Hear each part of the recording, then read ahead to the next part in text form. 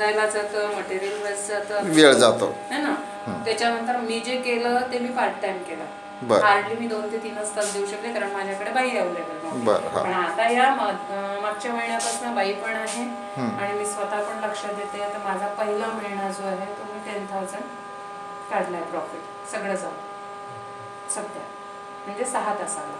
अजून जर मी 8 तास काढले ऐका, म्हणजे तुमच्या फावल्या वेळात हा उद्योग तुम्ही करता. फावल्या वेळात माझं मेन टीचिंग, माझं जे प्रोफेशन आहे टीचिंग आहे. मी इंजिनियर आहे स्वतः. मी प्राध्यापक आहे. मी इंजिनियर आहे आणि actually me as a administrative manager म्हणून वर्क केलं. ते मी हे केलंय, स्विच केलं आणि आता होम ट्युशन्स घेते प्लस घरी ट्युशन्स घेते. तर आता कसं आहे, ट्युशन्स प्लस एक आपल्याला ऐका, सोर्स हवा. साईड बिझनेस पाहिजेच. माणसाला उत्पन्न कुठं नको आहे, हे प्रोसेस आहे. बरोबर आहे. कारण त्याच्यावर आपला घर खर्च, बाकीचा खर्च वर्षा निघून जाईल. आपण जे ट्युशन आणि टीचिंग करतो तो बाजूला पेंडिंग पडेल. साधारण पर मंथ तुम्ही किती मिळालं म्हणलं तुम्हाला? मला मागच्या महिन्यापासून 10,000 पर मंथ येतो आहे. म्हणजे तुम्ही लर्न आहात अजून? लर्न आहात 5 ते 6 तासाला. जर डिव्होशनली तुम्ही 8 तास करताय तर मग अप टू 15 अबाव 15 काढू शकता.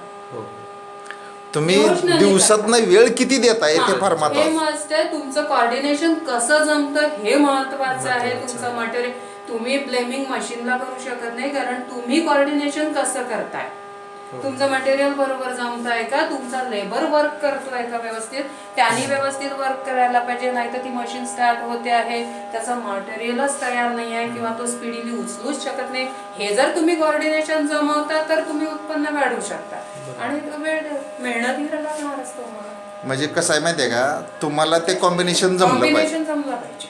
कॉम्बिनेशन एकदा सेट झालं, तुमच्या माइंड मध्ये सेट झालं. बरोबर आहे, पण याचा फॉर्म्युला पण असू शकतो ना.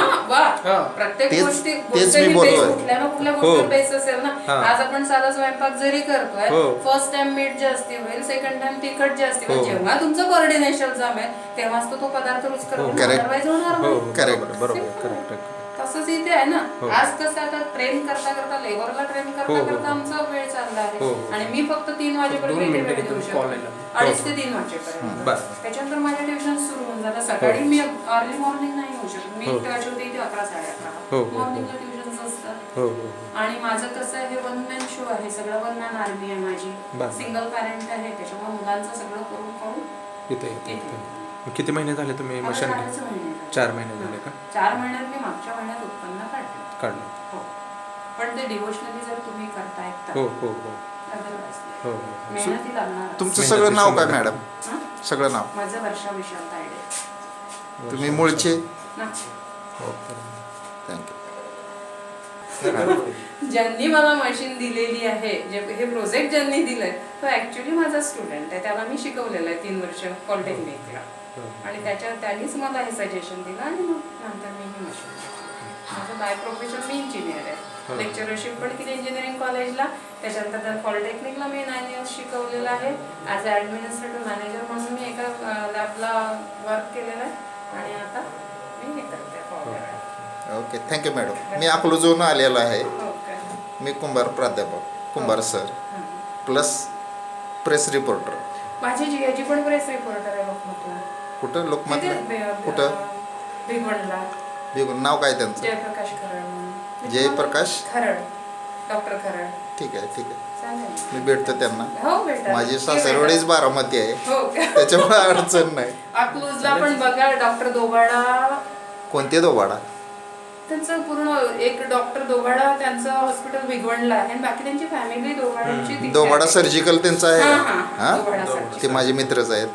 ते डॉक्टर दोबाडा, डॉक्टर संघवी. हा माहिती आहे. हो. ऐका, बारामतीचे आहेत ऍक्च्युली. संघवी डॉक्टर बारामतीचे आहेत. ते मला वाटतं बहुतेक आता आई स्पेशलिस्ट काय तर आहेत. त्यांचा भाऊ आहे आणि एकाचा भिगवणला हॉस्पिटल. बरोबर. हे सगळी लॉबीच आहे डॉक्टर. ऐका, संघवी डॉक्टर बारामतीला आई स्पेशलिस्ट होते. हां. आणि आता जे दोबाडा आहे ते सर्जिकल आहे. त्यांचे वडील डॉक्टर दोबाडा म्हणून होते. पहिल्यांदा त्यांच्या दारात, हॉस्पिटलच्या दारात एक निरगिलीचं मोठं झाड होतं. बरोबर. करेक्ट. ते सदवा चौकात. त्या ठिकाणी आम्ही 3 व्यक्ती अशी आहे, एक गवळी, मी कुंभार आणि एक मुस्लिम. आम्ही ते शेतकरी सहकारी बँक म्हणून आहे, शंकरराव मोती पाटील बँक.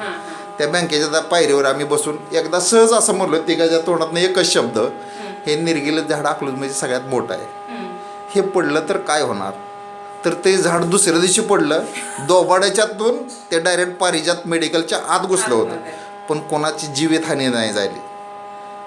आम्हाला वाटायला लागलं आपण उगाचच म्हणलो तिघंजण, आपल्यामुळं झाड पडलं, म्हणजे आम्हाला ती खंत लागून राहिली.